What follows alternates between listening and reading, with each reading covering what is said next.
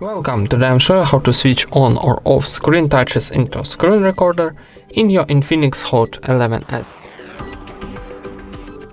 First of all, open your top navigation bar and find here screen record button. If you don't have this button here, tap to pencil, then scroll down, find this button in this block, and then press and hold like this and drag to top for add. And for saving your editing, click back. Now we got this button in the top navigation bar, so press and hold. And here we got record screen click position.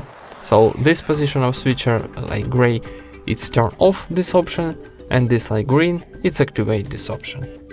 And that's it. Thank you for watching, leave thumbs up and subscribe to our channel.